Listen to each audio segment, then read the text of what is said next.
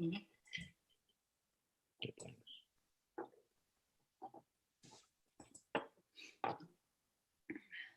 Sorry, guys, just a sec.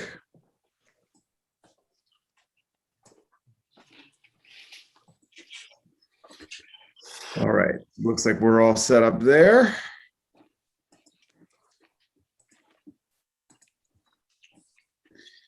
And y'all ready to get underway? Sure. Right.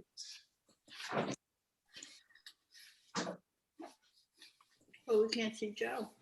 Yeah, I can't see Joe, but maybe he I doesn't. don't know what's happened there. I've been on some other websites today, and if you don't mind, I'll just let it go for fear of losing the connection. Sure. Whatever you need to do. Perhaps I better not be seen. Perhaps neither seen nor heard. I don't know. Definitely want to hear you at least. We remember what you look like. It's okay.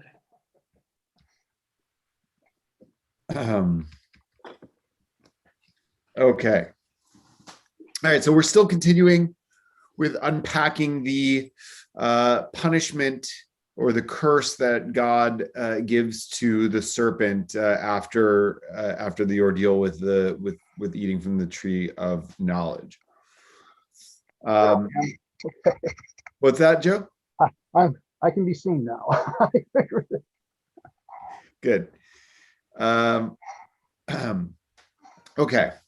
So Rabbi Asi and Rabbi Hoshaya said in the name of Rabbi Acha, the Holy One, blessed is he, said to the serpent, I made you king over the animals and over the beasts, but you did not seek this. In other words, hold on a second, I have a sneeze coming out. When you acknowledge a sneeze before it happens, it always ends up going away. How about that? Okay, so God says to the serpent, I made you king over the animals and over the beasts, but you did not seek this. In other words, right, I had created you to be, just a little lower than human beings on the hierarchy, right? That people were created, I guess, to be a little below angels, right? And the serpent was created to be just a little bit below human beings, being higher than the rest of the animals. But you did not seek this. In other words, that wasn't good enough for you, right? What you wanted was to be more than the human beings, higher than the human beings. Therefore, accursed are you beyond all the animals and beyond all the beasts of the field. Therefore, therefore, what I'm going to do, God says, I'm going to make you lower than all of the other animals, right? And again, this is underscoring the rabbi's sense that every time God punishes someone, every time something happens or something positive happens in the Torah, although this doesn't really come up as much like when people are rewarded, just in the same way that when people tend, when bad things happen to them, to say, why did God do this to me? But people don't tend to ask that when something good happens to them. So in the same way, the rabbis, are asking, in what way is the punishment that the serpent is given commensurate with this idea that God doles out punishments that fit the crime? Okay, so because the serpent rejected being higher than all the other animals, that wasn't enough for him. Then the punishment logically would be that he'll be lower than all the other animals. I made you that you should walk erect like a man, but you did not seek this. That's a little bit of a trickier one. Let's see what the commentary says there.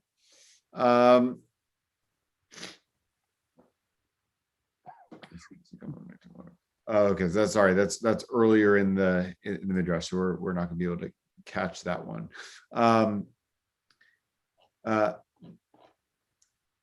So I made that you should walk erect like a man, right? In other words, like in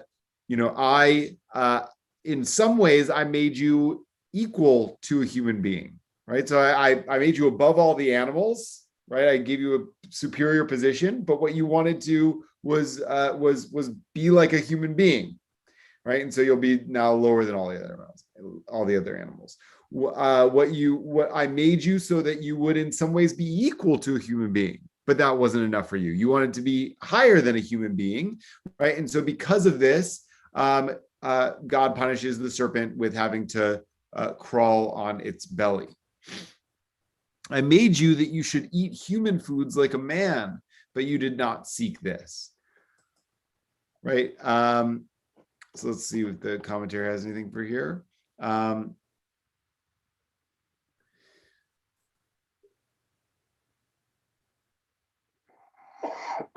Yeah, that doesn't really help.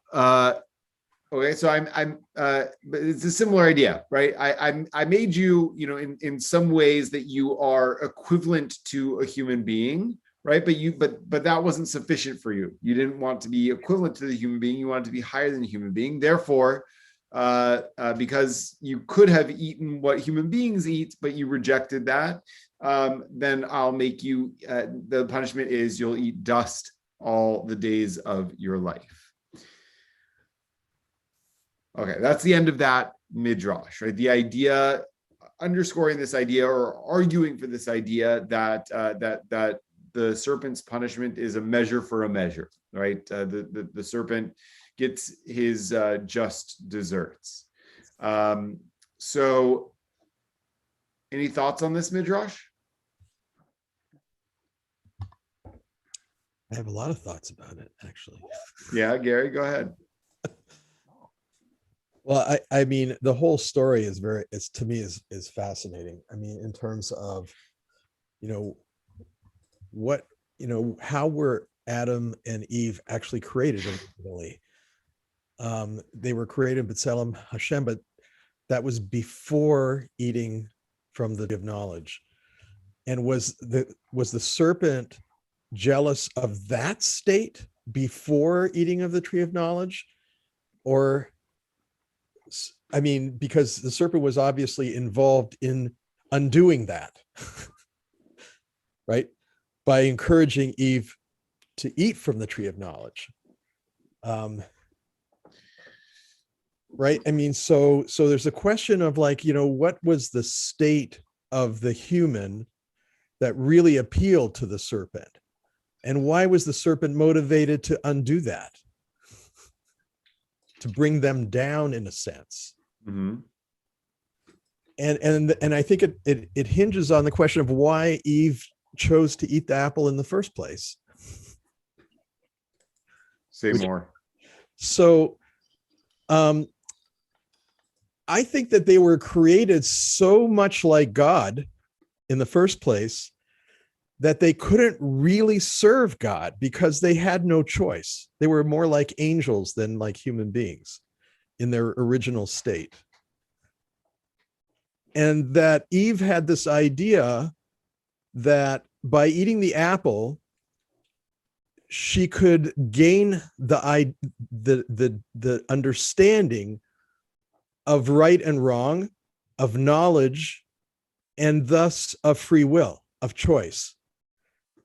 Mm-hmm. But they had no choice before because they were made to be perfect, right? I mean, they were made. Well, but how could they not have had choice if they then chose to eat from the tree?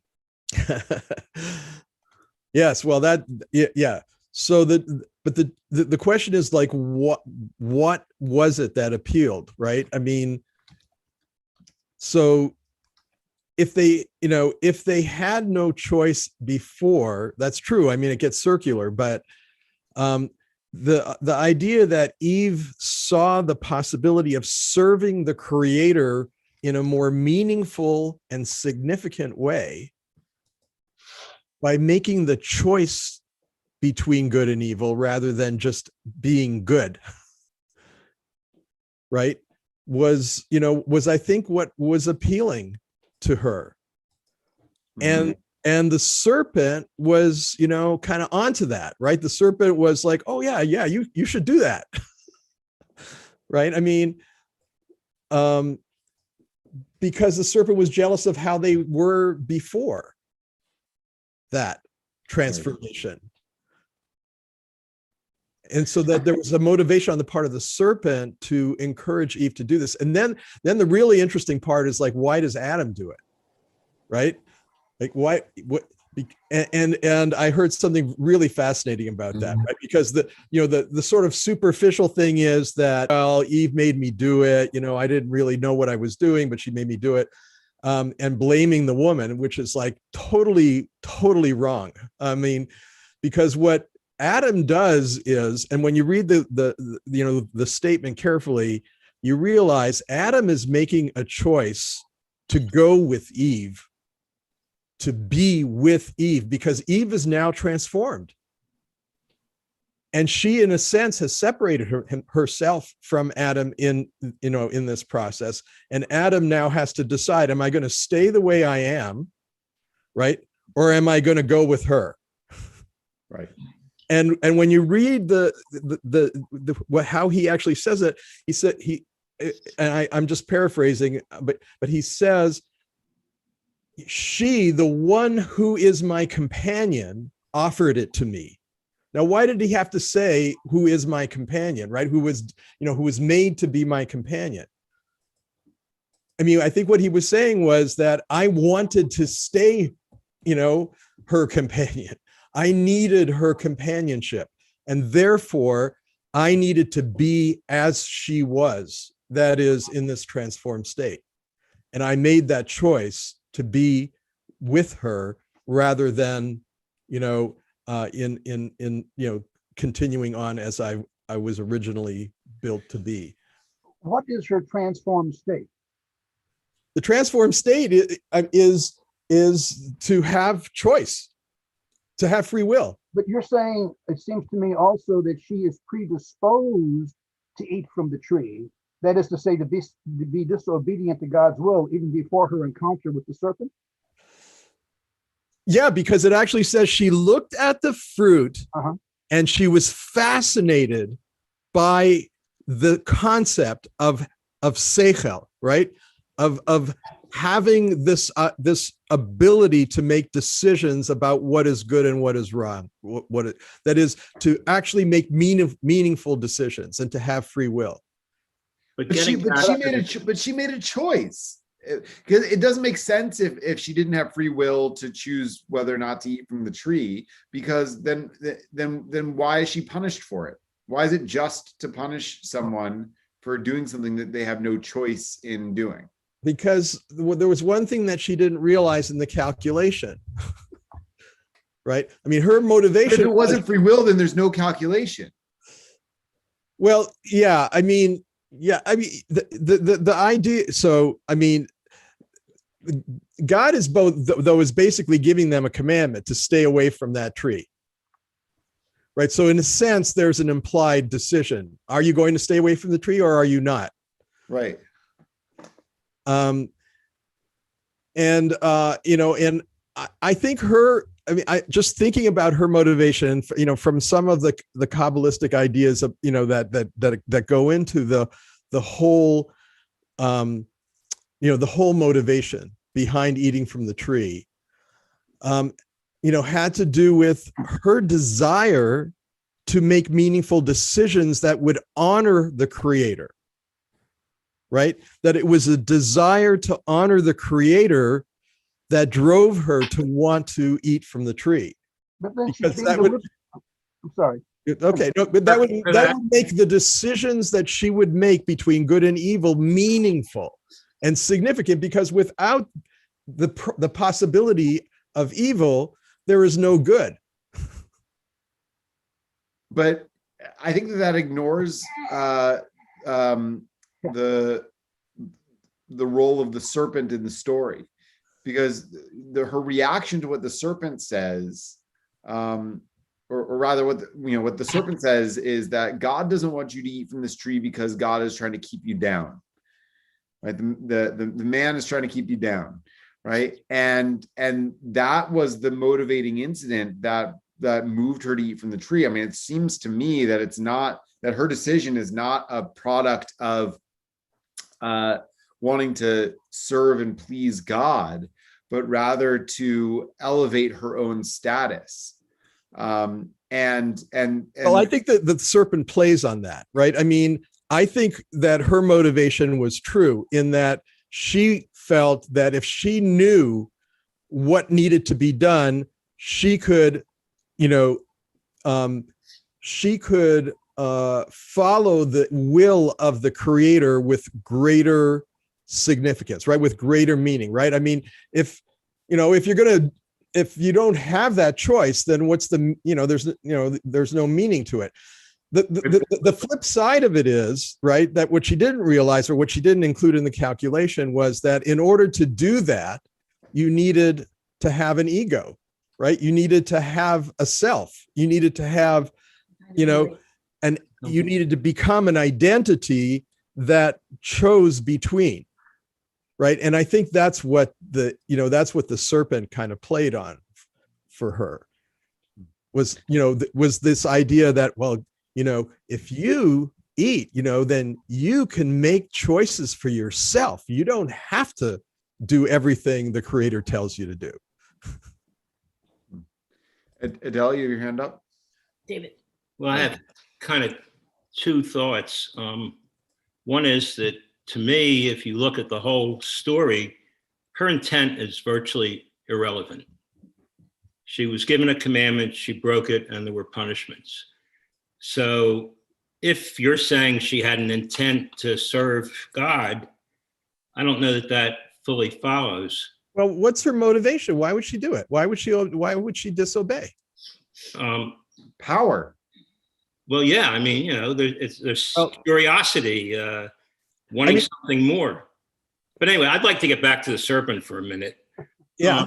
If the serpent is sly, is that something that's said after the fact, knowing what the serpent did, or is that a prior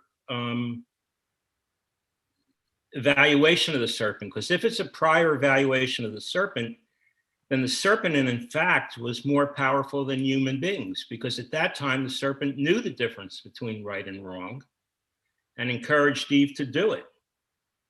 So what's the motivation of the serpent if we accept that kind of analysis, that knowing what the serpent, what we think would know in order to influence Eve, puts that serpent in a more powerful situation than a human being?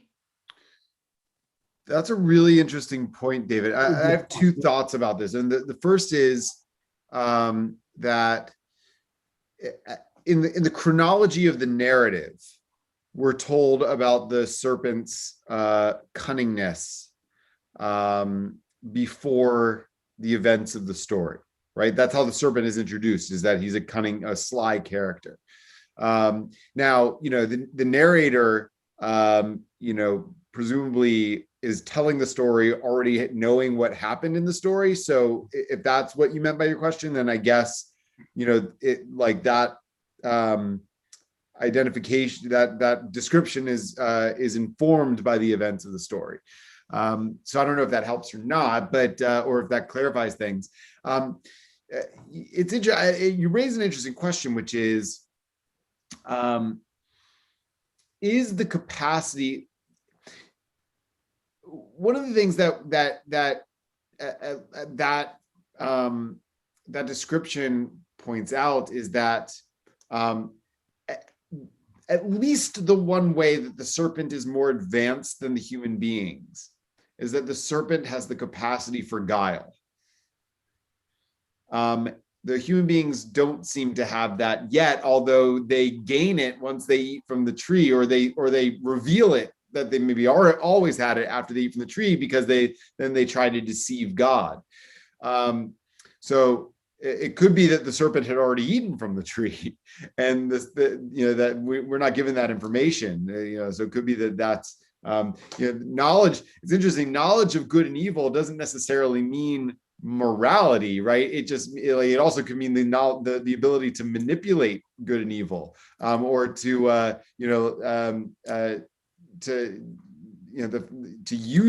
use good and evil as a tool to accomplish whatever you want. So it could be that the serpent had already eaten from the tree and had that capacity because of that. It's interesting, does the deceptive person have more power than the deceived? Well, I think under, circumstances in which we live, I think the answer is probably no, unless there's some inequality in intellect or something like that that would get in the way.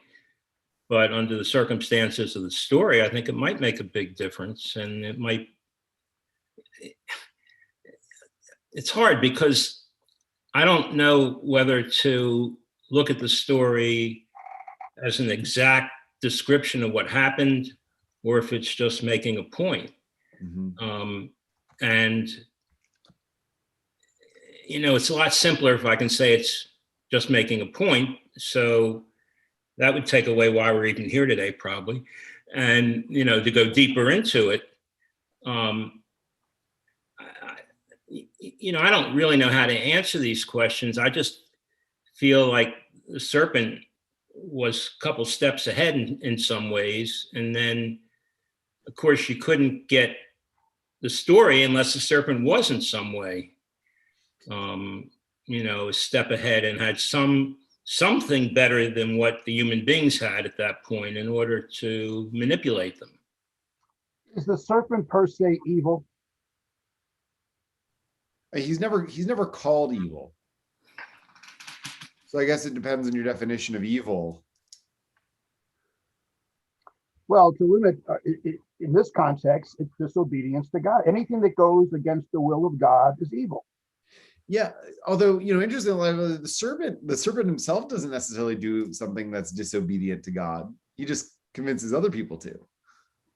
Isn't that in itself evil?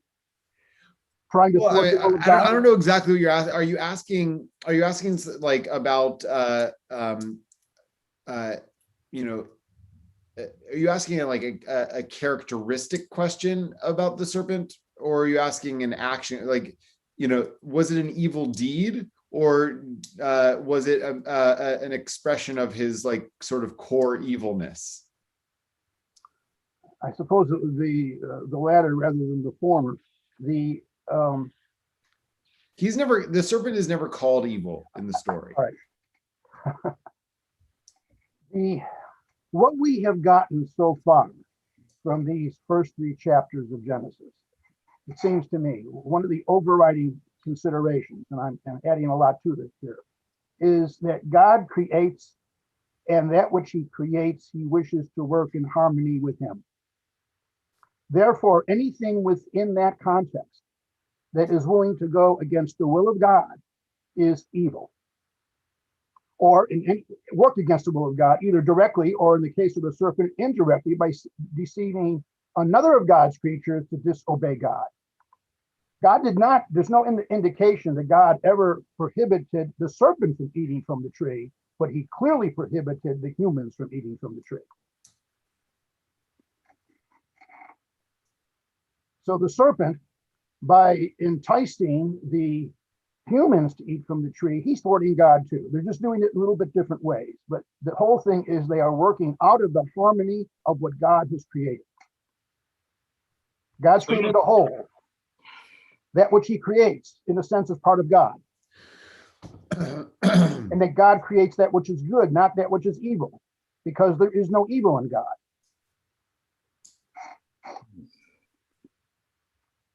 And Adam and Eve in their original state, Adam and Eve in their original state, were incapable of committing evil.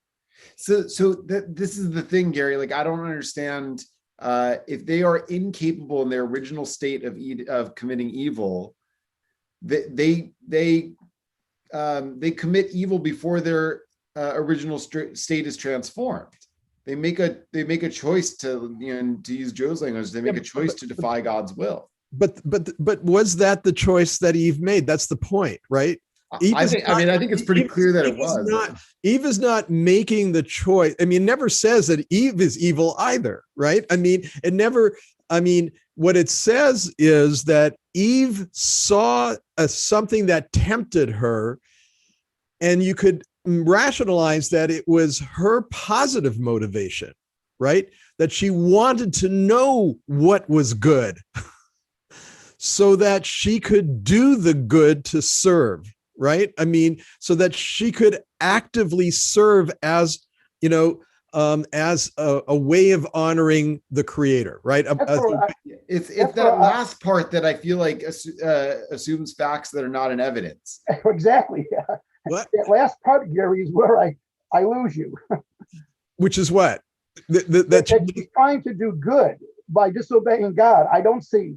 Yeah, well, that's the point, right? Because is this really, because there's the concept of a sin that's done for a good reason, right? And Right, for- but is that this is that is a justified sin, and there's and in some circles, in mystical circles, this was in a sense a divorce. Okay, it was a divorce between God and the human being, that involved the human being making a decision to want to know how to serve better. All right, stop there a second and assume that neither Adam nor Eve ever ate from the tree. What would have happened? How would things have played out thereafter? Adam would have been, the most perfect human, the most perfect being created. And that, And in the according image to the and likeness of Midrash, God. that's what Adam was. Adam was the size of the universe. Adam, was, he glowed. He had transparent skin, and the light just went through his skin out into the universe. I mean, he was the perfect human being. He couldn't do wrong, right? I mean, he was not created, because he was created by God to be a righteous person. But if he couldn't do wrong, then he wouldn't have been able to do wrong. Well, I mean, and then that all depends on, because what is wrong, so the whole issue is differentiating the action from the motivation. Because can you do a wrong act for a good motivation, for a good reason? That's really what it comes down to here. It's what it comes down to if you accept the premise that their motivations were good. Like, I'm not so sure that their motivations were good. It strikes me that everyone's motivation in the story is power. I think that's the side they weren't counting on. That's the side they didn't realize. The side they realized that they were trying to sort of emphasize and develop was the idea of how to improve their ability to serve, which is a good motivation, right? I mean, they wanted to bring higher respect and higher honor to the one who gave them existence. I see this, what's happening here is God creates man. Man is perfect, as you say. Man is immortal, but he is not eternal. Only God is eternal. And God sets up a test. Yes. The test is, be obedient to my word, do not eat from that tree. Man fails the test. He disobeyed God and it was evil. And I like to jump ahead now to Genesis 8. The Lord says, never again will I curse the earth because of human beings, because their heart contrives evil from their infancy. That is the Yetzer Hara. And Eve is in fact predisposed to evil. It is innate in a human being, and it's been with us ever since. Adam and Eve failed the test. Their punishment was expulsion from Eden, and we are the progeny, so on today. So So, I have two reactions to that. The Okay. first is when you started that, Joe. I just need to share this because I have to get it out. It reminded me of one of my favorite lines from the movie Jurassic Park. Jeff Goldblum's character, Yeah. Dr. Ian Malcolm, I think is his name in the movie. He says, he goes like this, it's like God creates dinosaurs, I remember God this. kills dinosaurs. God creates man. Man brings dinosaurs back to life. Dinosaurs eat man. And then Laura Dern's character goes, man dies, women inherit the earth. That's where I thought you were going with that. Not quite. The second thing is, I think that it begs the question. I don't accept that because I don't accept Joe's story because it implies that Eve particularly was evil, and I think that it's exactly the inverse of that. Listen, Okay. I think Eve. I'll let Joe respond. I think Eve was motivated to want to be better than she was. I think that she was motivated to be more than what she was. Yes, better.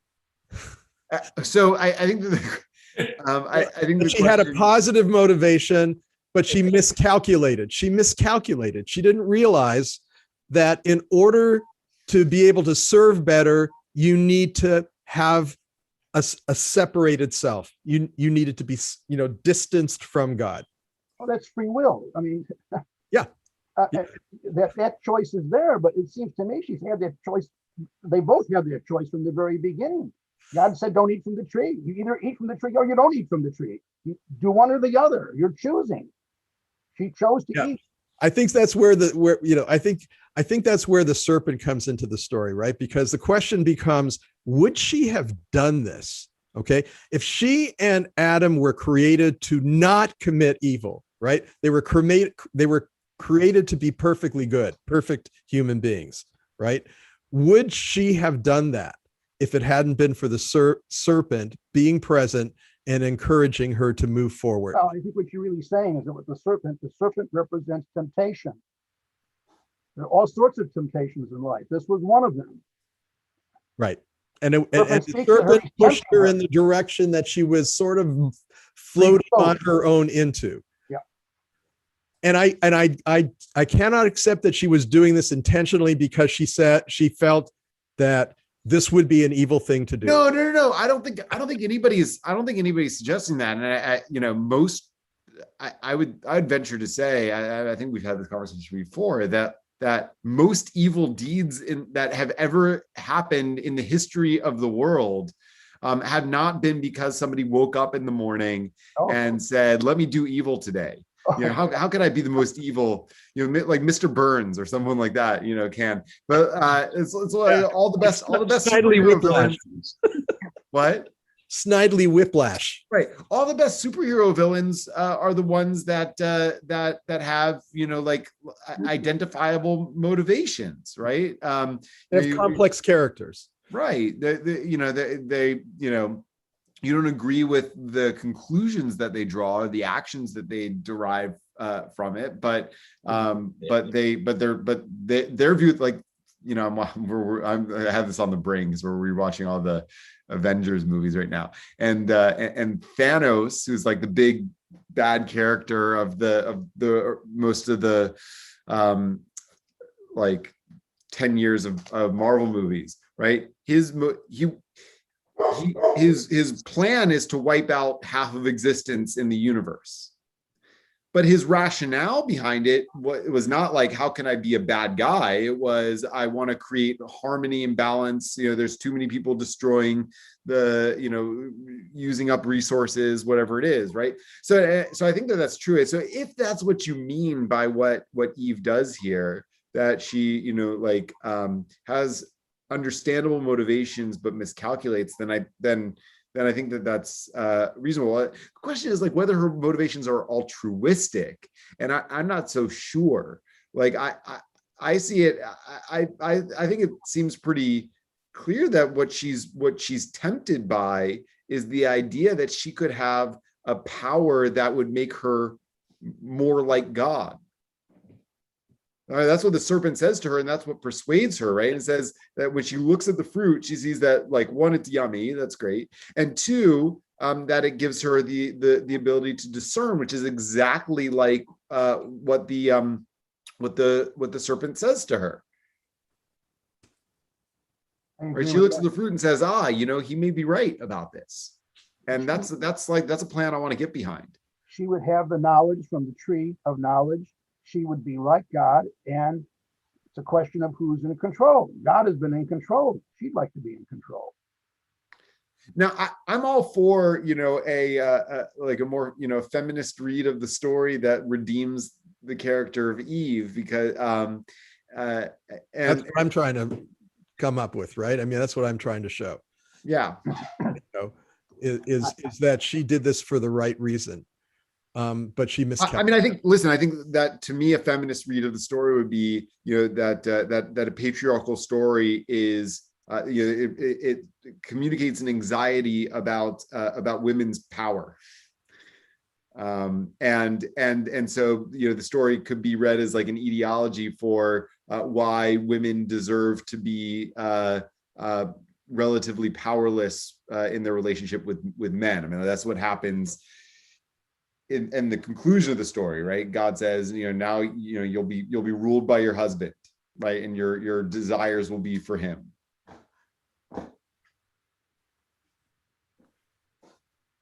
I'm not sure that, Gary, when you use the word they were created perfect, that they had no capacity to basically do evil or sin. I don't agree with that. I don't think I don't think they could have been created without the capacity to sin, the free will, the capacity to sin. So, I mean, created perfect to me means like a completeness, like a sort of a true sort of love between man and God, not necessarily perfect in that they never do anything wrong. Yeah, I mean, I see it. Well, there's this idea of, which is particularly prevalent in America, of splitting things down the middle into good and wrong, right? I mean, good and evil, and you're either 100% good or you're 100% evil. I mean, I think that they were made in such a way that evil and good were in perfect balance with each other. They weren't perfectly good. They weren't perfectly evil, but they were perfectly balanced, which means that they knew what to do at the right time, the right place, in the right way. Right? So, okay, so they had the capacity to do evil, right? I mean, because previously, I think you said that they didn't have the capacity to do evil. Yeah, well, I implied that, but it's a question of like, what was the reality of that, right? I mean, were they perfectly good and it was impossible for them to do evil, or were they perfectly balanced between a tendency toward good and a tendency toward evil? Okay. So Well, I could buy the balance They- part. If they don't have the possibility of doing evil, then they do not have free will.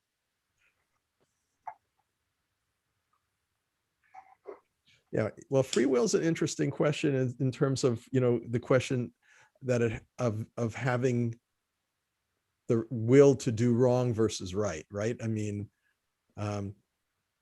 versus the will to do the right thing at the wrong, right thing at the right time and the wrong thing at the wrong. I mean, you know what I mean? Like that is to always be able to do the right thing at the right time. Because I mean, I think one of the problems that people don't realize is that action is context dependent. Something that might be good under one circumstance actually can be bad under another circumstance. The same act.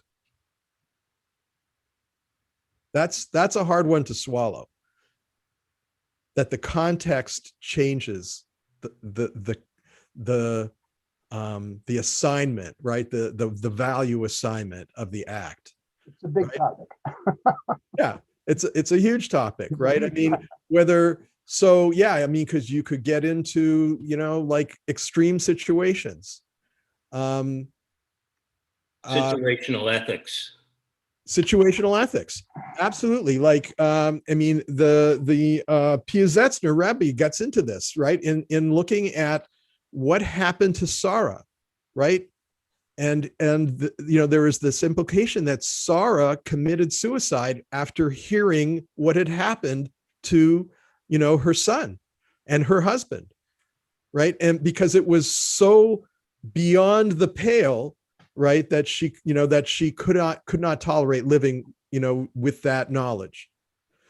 Now was it evil for her to have done that under those circumstances? Or was that, what would have been expected under those circumstances? Right? I think that's one of the problems, is that you cannot judge an act outside of its context. So in this context, with Eve eating the apple, no, it's not the apple, the fruit. I mean, you could argue it either way. Your way of, she was trying to gain knowledge so as to better Servant, serve, right? better love God. Yeah. Show love for God in a more, or the opposite. I mean, it could be the opposite. So yeah. Yeah, But there's an issue in the context, which was where we started in all of this. Yeah. I agree. Which had nothing to do with Eve per se, right? But it was the serpent, basically kind of, whispering in her ear, like, you can do this, right? Like, you don't have to worry. I mean, God won't hurt you. God will leave you alone. You can do this. I agree with what you say, Gary, in regard to an ad hoc consideration as to what is evil, what the context is, absolutely. But for our purposes here, in these passages, is very stark. And that is, again, well, I God think says, that's an "Don't-" interpretation. That's an interpretation. It's a what? You can either interpret it starkly, black and white. This is the way it is. She committed a sin. She's going to get punished. Okay. Period. Then what mitigates Eve then? She eats from the tree. She's told not to do it. What mitigates her action? What mitigates her action are a couple of things. One is her intent, which we really don't know exactly. Right. Except that it does say that she saw the fruit, and it wasn't like she wanted to eat it because it tasted good. She wanted to eat it because of the attraction of seichel, of having. It was both of those things, actually. It says she saw that the fruit was good for eating and was beneficial as a source of knowledge, right? Or understanding. Discernment. Right. Yeah. Discernment, right? That there was a value to having the power of discernment.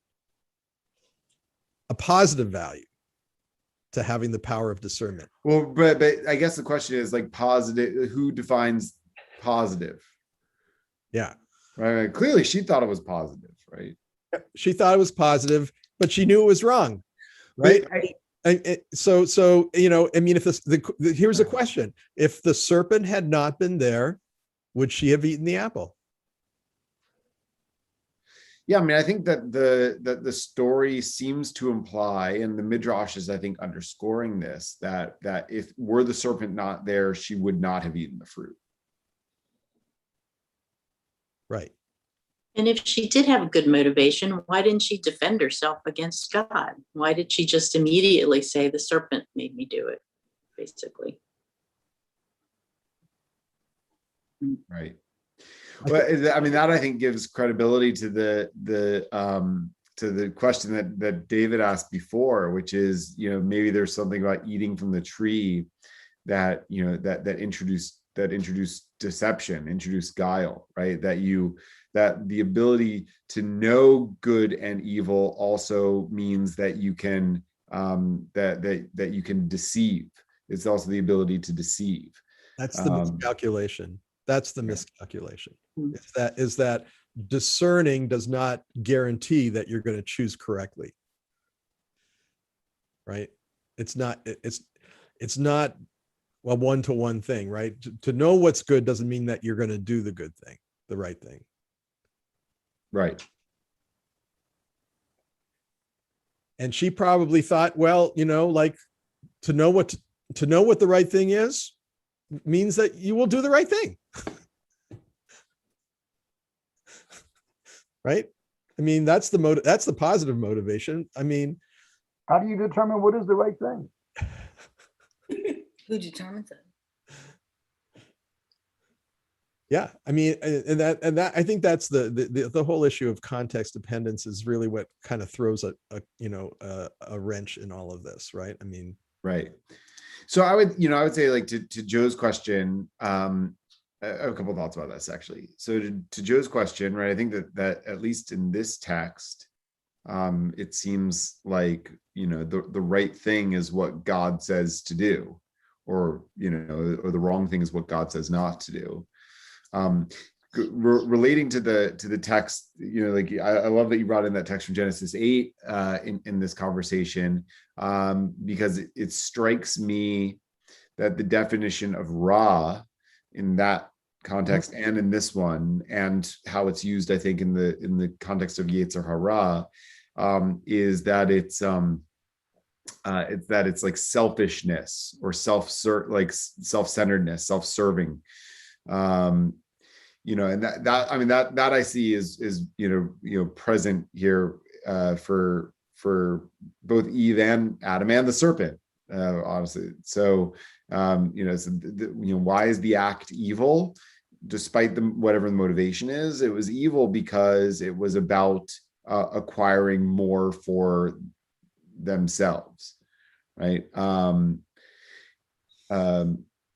So that's one thought I have about this one. The other thing I want to say is, I don't know, biblical law and rabbinic law that comes after it, doesn't always take motivation into account, and sometimes deliberately ignores motivation when it comes to committing a transgression or performing a mitzvah, for that matter. And so one of the classic debates in the Talmud is, do mitzvot require kavanah? Do they require intention? In other words, like, do you have to know that you're doing a mitzvah and do the action because it's a mitzvah in order for it to count for your credit? And the answer, I think, is generally speaking, no. Mitzvot do not require kavanah. Mitzvot do not require intentionality. It's better if they do, right? And the inverse is also true, right? If I kill somebody, my intent matters to a degree, right? So if I accidentally kill them, there's degrees of accidental too, right? So if it's self-defense, right. Right. So self-defense is one. If it's truly accidental, not negligent in any way, right, then I can flee to the city of refuge and escape the blood avenger. But like, if I kill somebody and it was due to some kind of negligence or a lack of concern for another's welfare, whatever it is, it doesn't matter whether I intended to kill them or not. It just matters that they died as a result of my behavior.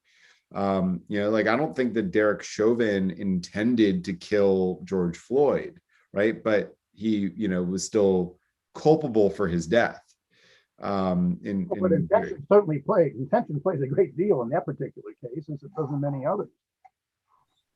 Well, that's why he wasn't tried for first-degree murder. Premeditated murder, for example. We have manslaughter. All of these are homicides, right? And they all take into account intention or circumstance at the time. A homicide can be justifiable, for example, in terms of self-defense, but it's still a homicide. So here's what I think, that you begin doing a mitzvah. If a mitzvah required intentionality, there's some mitzvot that you would just never think about doing, right? So, and it comes back to the Na'aseh v'nishma, like, you do it, and then as you do it, you begin to think, why am I doing this, right? And then that brings on the sense of a reason for it, or an intentionality that is connected to it. Because I think intentionality ultimately is the key issue, not whether you do it or not, but how you do it and out of what motivation you do it. Right? Because why? Because ultimately that's what affects what other people see. Right? That I'm is, not that sure- is, I'm not sure if they that's they true. infer that you're doing this for some reason. I mean, I don't know. You know, like, so we're in the middle of this capital campaign. I'm going to see a lot of people's names on, you know, on like doorways and things like that, right? I don't know the motivations of all those people. All I know is that they gave to the capital campaign and they have their, you know, so much that they have their name on a door. I mean, does it really matter what their motivation was? Well, it might matter. I mean, what if their motivation is solely to get the glory of having their name on a door? I'm I mean, happy to oblige you them. get the money. I mean, the temple gets the money, but the motivation for the person, I think it matters. I don't think it matters for, well, it might matter for the congregation in general, because if you have a bunch of people doing that, then maybe they're all kind of selfish. I mean, you know what I'm saying? I mean, In the long run, what is the purpose of the campaign? The very long run. It's to sustain the institution. Why? Right. For what purpose? Because the institution has a mission that adds Value. you know, unique value to the world. Why, Right? why does it have that value? What do you mean? It seems to me the whole thing is for the greater glory of God himself. Isn't that why? Isn't that the motivation, or shouldn't it be?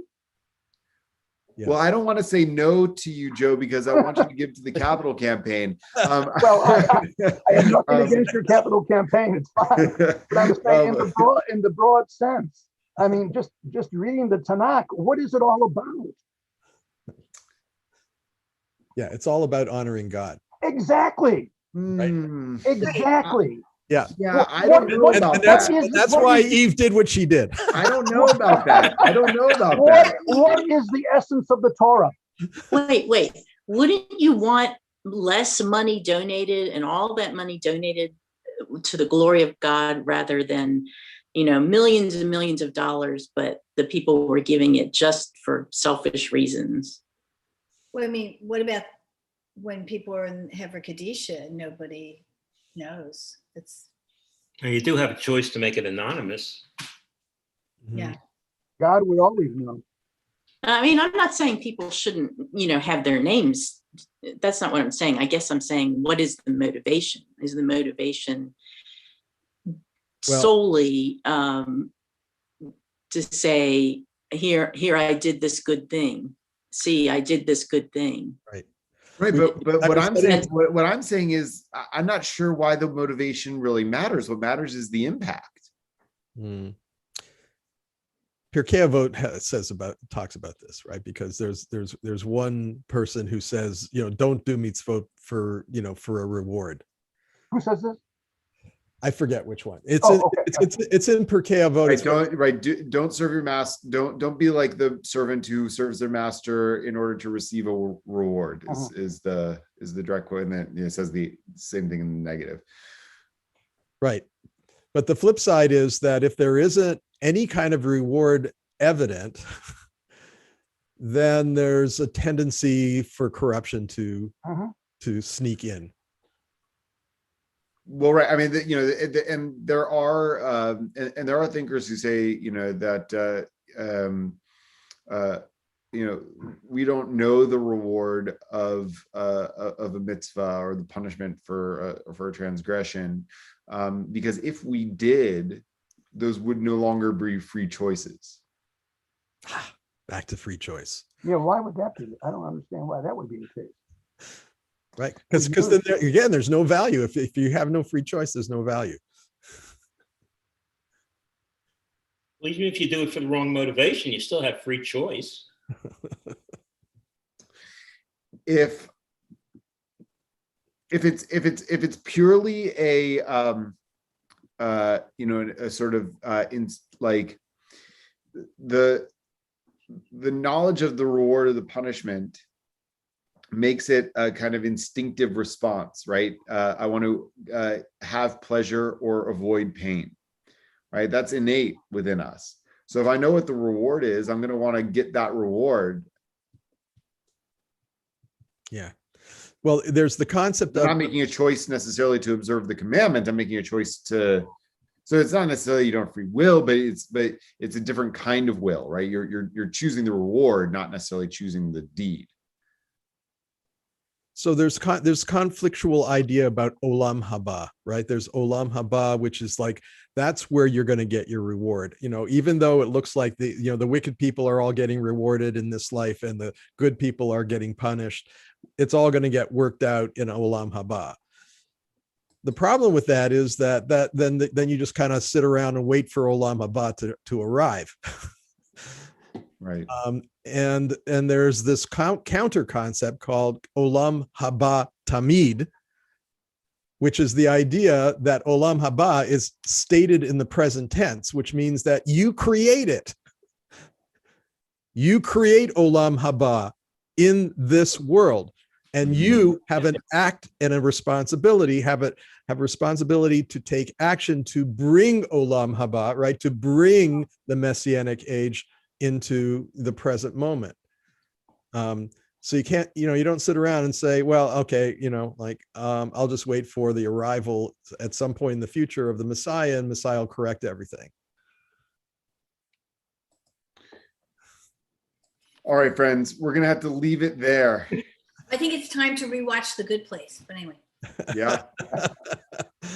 Yes, Great it's class. all about doing the right thing at the right time in the right place for the right reason. Yeah, although The Good Place, makes a really compelling argument that that it's harder now to get all those things aligned than it may have been in the time of Adam and Eve. They had a very simple choice. This has been a very exuberant class. Yeah. They also had to deal with the serpent. Right. Maybe we do too. There you go. All right, we'll leave it there. I'll see you guys next week. Thank you.